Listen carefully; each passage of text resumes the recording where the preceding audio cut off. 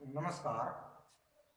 हम पढ़ रहे हैं कक्षा 8वीं के अंतर्गत विज्ञान विषय का छठा पाठ दहन एवं ज्वाला। इसके पिछले वाले वीडियो में हमने पढ़ा था आग पर हम नियंत्रण कैसे करते हैं, उन सब की हम चर्चा की थी कि जैसे कोई कागज उद्योग हो या लकड़ी है जैसे ईंधन के, ऐसे इसके अंदर आग लग जाती है तो उसको आग की बुझाने के लिए हम जल का प्रयोग कर सकते हैं।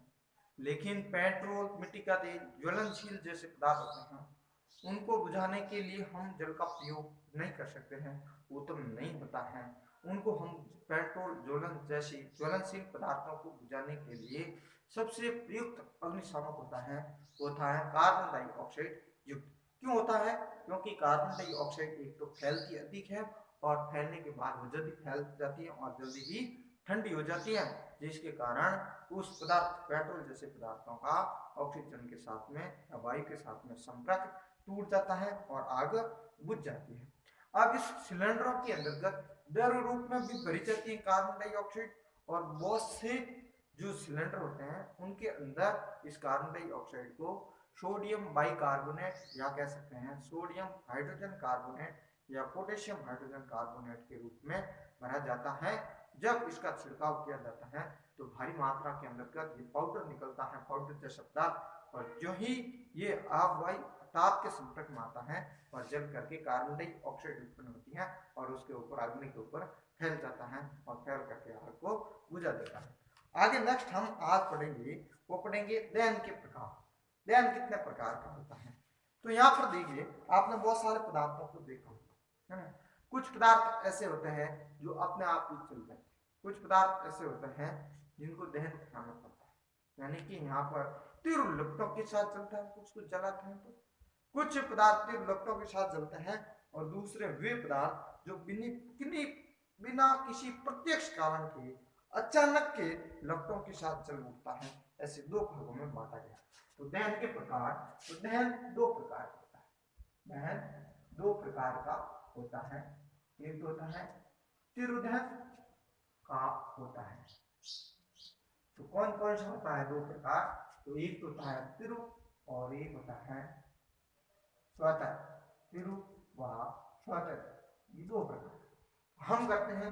ये सबसे पहले तीव्र दहन। तीव्र दहन किसको कहते हैं? ये तीव्र दहन कौन सा होता है? तो वह दहन, तीव्र दहन जिसमें तेजी से ऊष्मा और प्रकाश उत्पन्न होता है, वह तीव्र दहन कहलाता है। वह दहन जिसमें तेजी से प्रकाश व ऊष्मा उत्पन्न होती है, ऊष्मा उत्पन्न होती है, वह तीव्र दहन कहलाता है। ऐसे तीव्र दहन के रूप में हम कहें, उदाहरण के तौर पर कौन कौन से तीव्र दहन है? तो आपने देखा है कि तीव्र गति से, कि जिसमें तेजी से प्रकाश और ऊष्मा उत्पन्न होती है, ऐसे कौन सा है? जैसे एलपीजी है, सीएनजी है। एलपीजी का पूरा नाम होता है लिक्विड पेट्रोलियम गैस, यानी घरेलू जो सिलेंडर आता है उसके अंतर्गत एलपीजी गैस भरी होती है। सीएनजी वाहनों में ईंधन के रूप में प्रयुक्त किया जाता है और ये तीव्र दहन के अंतर्गत स्रोत आते हैं। यहाँ पर आगे दूसरा जो दहन है वो है स्वतः। स्वतः दहन इसको कहते हैं, स्वतः दहन।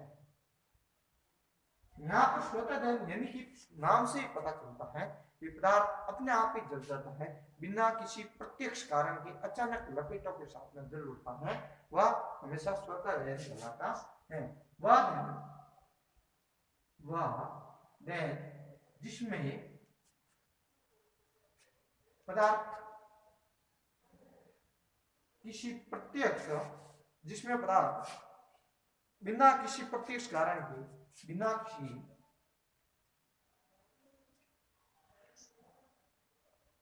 प्रत्यक्ष कारण के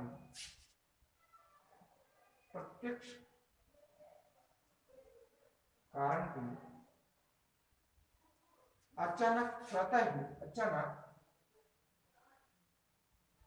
अचानक स्वयं ही जलने, अचानक लपेटों के साथ में जल उठता है, अचानक लपेटों के साथ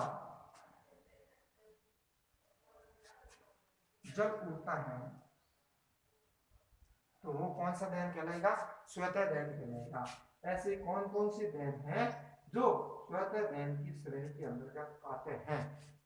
तो एक पदार्थ होता है, देखिए, जो पदार्थ कहलाता है फास्फोरस। एक रासायनिक पदार्थ होता है फास्फोरस ना।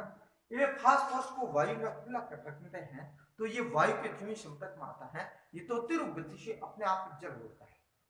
इसलिए फास्फोरस को हमेशा जल के अंदर रखा जाता है। जल के अंदर रखने पर इसका वायु से संपर्क नहीं रहता है, और वायु से संपर्क नहीं रहता है तब तक इसका दहन नहीं होता है। ये फास्फोरस अपने आप ही वायु से संपर्क में आने पर आग पकड़ लेता है। इसी प्रकार जो कोयले की खानें होती है, कोयले की खानों के अंदर, कोयले की खानों में कोयले की जो धूल होती है, उन कोयले की धूल से भी अपने आप क्या हो जाती है? आग लग जाती है। कोयले की धूल अपने आप ही जल होती है। कोयले की धूल में इसके अंदर भी अपने आप ही आग लग जाती है। धूल में अपने आप ही आग लग जाती है। और आपने देखा होगा जंगलों के अंदर अधिक गर्मी करने के कारण भी अपने आप आग लग जाती है। जंगलों में अधिक गर्मी के कारण भी आग लग जाती है। अधिक गर्मी के कारण तो ये जो जितनी भी आग है वो अपने आप जलती है, इसलिए इनको कहते हैं स्वतः दहन। जंगलों में आग का जो अधिकतर है वो मनुष्य की लापरवाही के कारण आग लगती है। जो हम जंगलों में कभी कैंप फायर करने जाते हैं, कैंप के अंतर्गत आयोजन करते हैं, वहां खाना बनाते हैं, तो ऐसे में खाना बनाते हैं तो ईंधन का उपयोग करते हैं, और वहां पर हम आग को पूर्णतः बुझाते नहीं है, वैसे ही छोड़ आते हैं, और वो धीरे धीरे यदि वायु के साथ में किसी पदार्थ को एक जलाने से धीरे धीरे जंगलों के अंतर्गत आग बढ़ जाती है। तो जिसका सबसे बड़ा जो कारण है जंगलों में अधिक आग का, वो मानव को माना गया है। आगे हम पढ़ते हैं। ये हमारा पार्ट का जो आधा टॉपिक था वो पूरा हो गया। आगे टॉपिक रहा है वो रहा है ज्वाला। कि ज्वाला किसको कहते हैं, ज्वाला क्या होता है, तो ये पढ़ेंगे। आधा टॉपिक है वो है ज्वाला। हम आज ज्वाला को शुरू कर देते हैं। ज्वाला क्या है? आपने देखी होगी कि एक तो गैस जलता है ना, गैस जलता है, एलपीजी सिलेंडर जलता है, उसके ऊपर बर्तन रखते हैं, तो बर्तन कभी भी आपने देखा है कि काला नहीं होता है, कभी कभी थोड़ा थोड़ा काला होता है।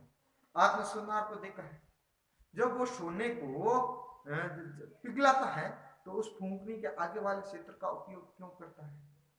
आप ये भी देखिए। आप लकड़ी से जलाते हो नीचे, और उसके ऊपर बर्तन रखने पर उसमें देखते हो पूरा का पूरा पीछे से काला हो जाता है, तो ऐसा क्या होता है? ये सभी आज हम पढ़ने वाले हैं किसके अंतर्गत? ज्वाला के अंतर्गत पढ़ेंगे कि ज्वाला किसको कहते हैं।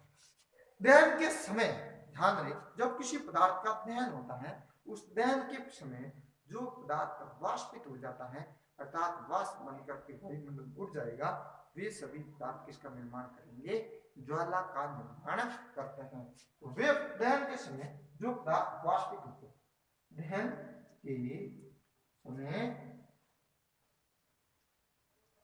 जो पदार्थ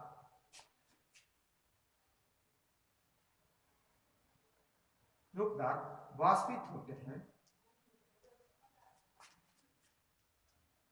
वे ज्वाला का निर्माण करते हैं। वे ज्वाला का निर्माण करते हैं। ये ध्यान रखना कि ज्वाला का निर्माण कब होगा? जब वे पदार्थ जब जिसका दहन होता है और दहन होकर के वाष्पित हो जाते हैं, वे सभी ज्वाला का निर्माण करते हैं। जैसे उदाहरण के लिए आपने देखा होगा मिट्टी का तेल। मिट्टी के तेल में कभी भी आपने देखा होगा वो पूर्ण रूप से, मतलब कह सकते हैं जिनका पूर्ण रूप से दहन होता है, क्या कह सकते हैं? पूर्ण रूप से दहन होता है। जैसे मिट्टी का तेल है। और कौन से पदार्थ हैं? जैसे एलपीजी गैस है, सीएनजी गैस है, पेट्रोलियम, जितने भी पदार्थ का उपयोग करता है ये। और हम पिघली हुई मोमबत्ती भी इसी श्रेणी के अंतर्गत आती है। पिघली हुई मोमबत्ती ये भी किसका निर्माण करती है? ज्वाला का निर्माण करती है। मोमबत्ती को जलाते हैं तो धीरे धीरे ये क्या होती है, पिघलती है और ज्वाला का निर्माण करती है। ये सभी होते हैं। इसके विपरीत आप कहेंगे सर वो पदार्थ जो वाष्पित नहीं होते हैं या वो पदार्थ क्या करेंगे, ज्वाला का निर्माण क्या नहीं करेंगे? बिल्कुल सही, जो पदार्थ वाष्पित नहीं होते हैं वे ज्वाला का निर्माण नहीं करते हैं। तो आपने देखा होगा कि लकड़ी का कोयला है वो वाष्पित नहीं होता है, अर्थात ज्वाला का निर्माण नहीं करते हैं। वे पदार्थ जो वाष्पित नहीं होते हैं, वाष्पित नहीं होते हैं, नहीं होते हैं, वे ज्वाला का निर्माण नहीं करते हैं, नहीं करते हैं, नहीं करते हैं। उदाहरण के तौर पर ध्यान रहे कि ऐसा उदाहरण कौन सा है जो ज्वाला का निर्माण नहीं करता है। तो उदाहरण के तौर पर लकड़ी का कोयला, लकड़ी का कोयला होता है, इसका पूर्ण रूप से दहन नहीं होता है। यह पूर्ण रूप से दहन कह सकता है जिस पदार्थ के जलने में कोई भी अवशेष शेष नहीं रहता है वह पूर्ण दहन कहलाएगा, और जिसके अवशेष शेष रहेंगे वो पूर्ण दहन नहीं कहलाता है। तो लकड़ी का कोयला शेष कुछ न कुछ पदार्थ बनेगा तो वो क्या करेगा, ज्वाला का निर्माण नहीं करेगा, अर्थात वाष्पित नहीं हो सकते हैं, और जो वाष्पित हो जाएंगे वो दहन का निर्माण कर सकते हैं। आप घर पर ही प्रयोग करते हैं ना। चूल्हे पर साधारण से बात है, जब चूल्हे के ऊपर आप लकड़ी नीचे डालते हो, दूध गर्म करते हो, घरों के अंदर चाय बनाते हैं, तो हम देखते हैं कि उसके नीचे जो पदार्थ होता है वो धीरे धीरे घुट घुट के जलता है, तो उसके ऊपर देखते हो बहुत सारे काला हो जाता है। काला क्या है पदार्थ, वो कार्बन के कण है। तो ध्यान ये रखना है, वो क्या है, कार्बन के कण। वो कार्बन के कण जम गए जिसके कारण वो जो बर्तन था या वस्तु थी वो क्या हो गई, काली हो गई। यानी कि उसको कहाँ रखा आपने, दीप्त क्षेत्र के अंदर का। किस क्षेत्र में रखा, दीप्त क्षेत्र में। तो कार्बन कणों का जमाव किस कारण से होता है, तो ज्वाला के दीप्त क्षेत्र में उपस्थित बिना जले कार्बन कणों के जमाव के कारण होता है। यानी कि वे कार्बन के कण जो जलते नहीं है वे सीधे जाकर के क्या हो जाते हैं, जम जाते हैं, तो जिसके कारण कार्बन का जमा हो जाता है। दूसरी तरफ आपने गैस के ऊपर रखा, किसी बर्तन को हम रखते हैं तो गैस के अंदर ज्वाला के एकदम बीचों बीच रखता है, जहां ज्वाला अधिक होती है, यानी कि पीली ज्वाला जिनका मात्रा अधिक होती है, अदीप्त क्षेत्र वो दिखते नहीं है, वो जहां पर बर्तन नीचे से लाल तप्त हो जाता है। लाल तप्त होने का कारण क्या है, उस ज्वाला के अंतर्गत उसका ताप क्या है, बहुत अधिक होता है, इसके कारण वह ताप क्या हो जाता है, लाल तप्त हो जाता है। आप किसी तार को भी गर्म करते हैं, अब उदाहरण आपने पहले मैंने दिया था, उदाहरण का भी उत्तर आ गया।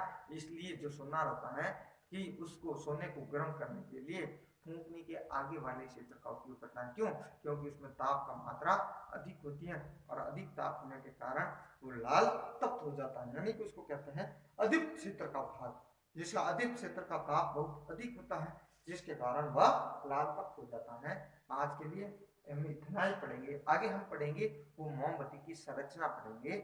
आज के लिए इतना ही, धन्यवाद।